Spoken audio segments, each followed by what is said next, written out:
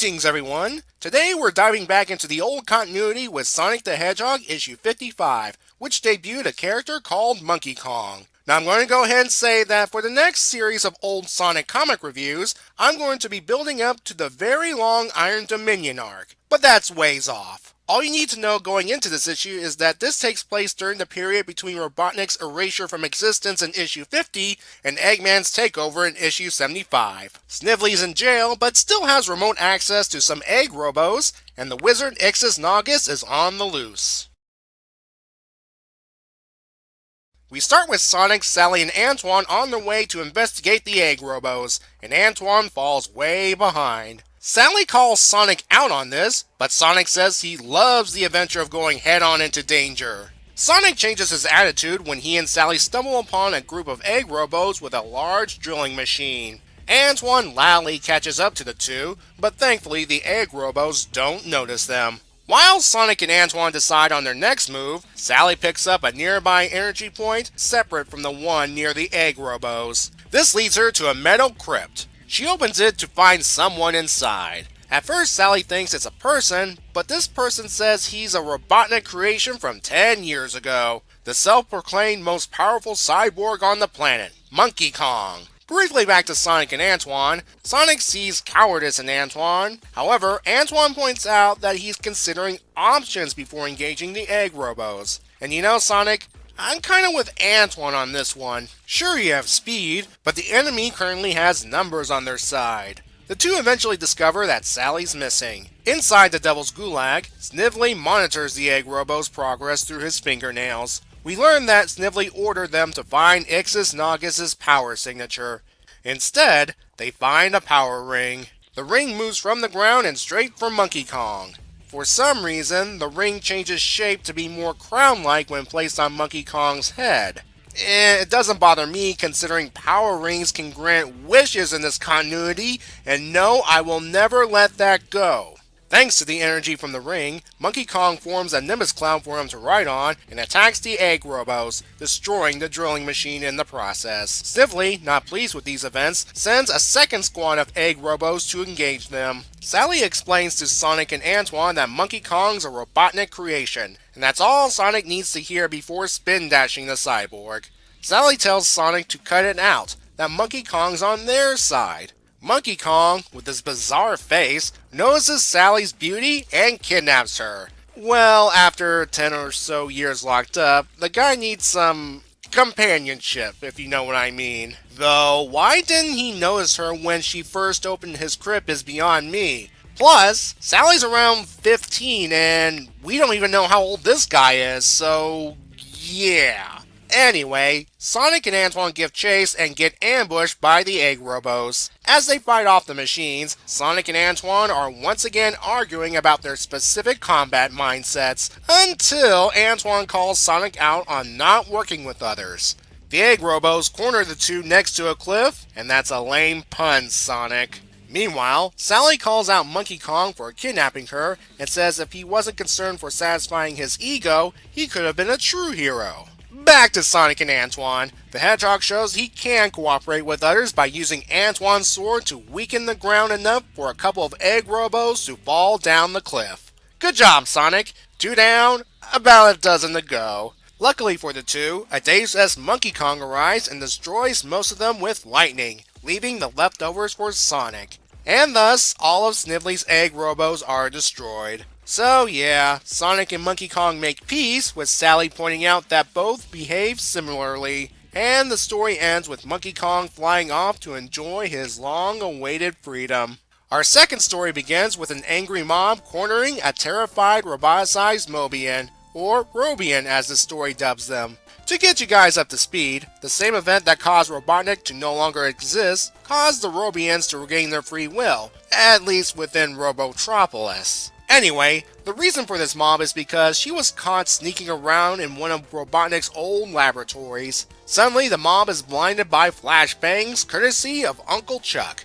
What does this ultimately accomplish? Is it to stun the mob so that he and Fanny, the roboticized peacock, can escape? Nope.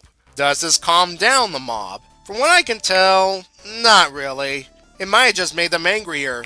So it didn't do squat. It It would have been better if Uncle Chuck entered by jumping down or something. Anyway, we learn a little bit more why Fanny went into an off-limits area. It was on a dare. Yeah.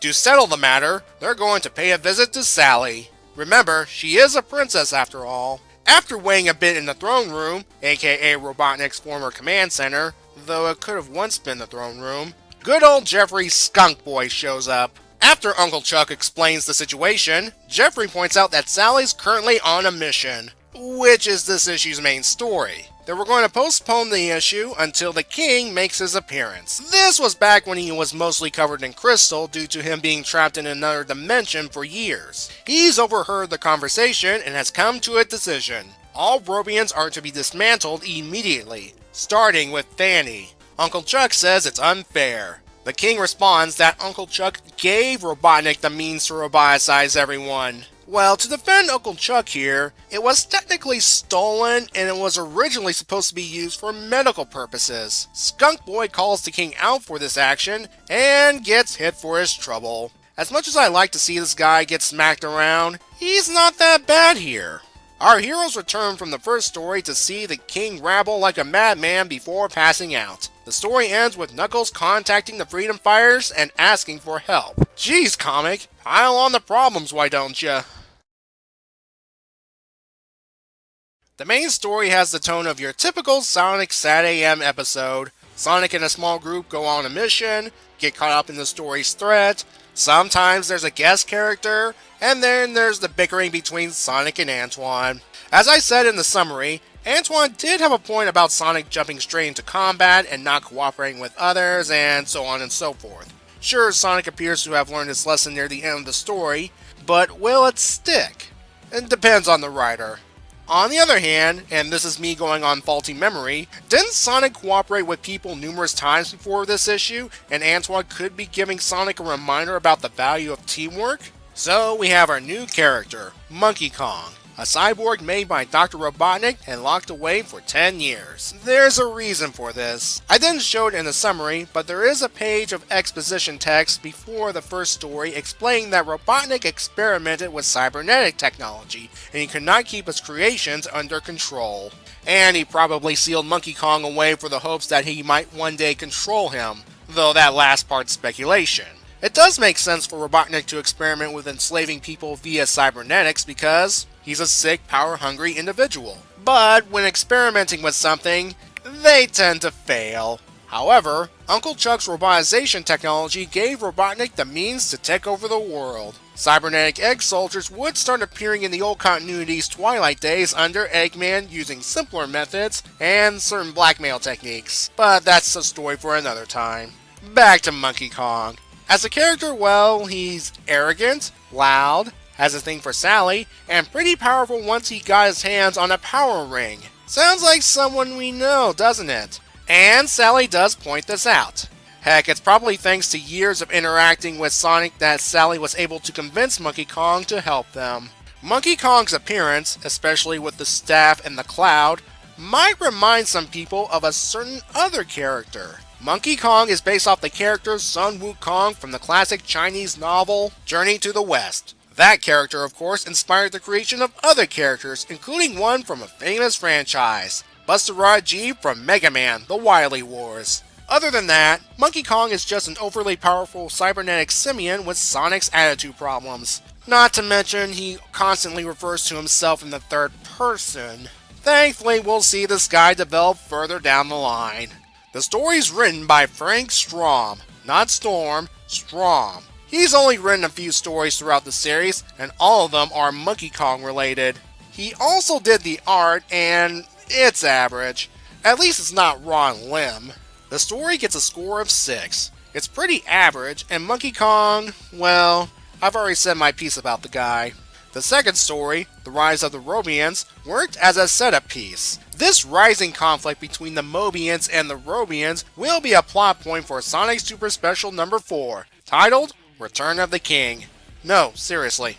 It helps that the King's odd behavior and the ending where the Freedom Fighters are being called to the floating island will tie in to the special. With the Mobians not trusting the Robians, I can see their point of view.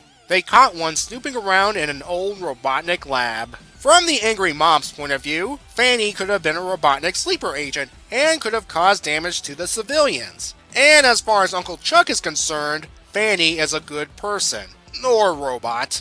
Carl Ballers wrote this story and would go on to write the aforementioned Super Special number 4. The artists here are Andy Underwood and Edwards Artistic Studios. Yeah, I'm not kidding, folks. That's what the credits said here. For the most part, I like it.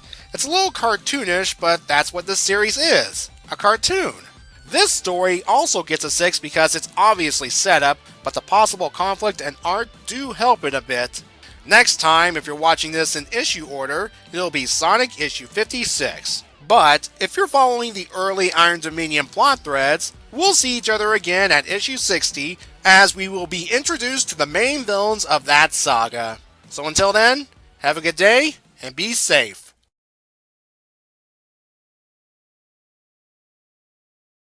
You know, I bet it would be a frustrating experience for Snively to trim those fingernails.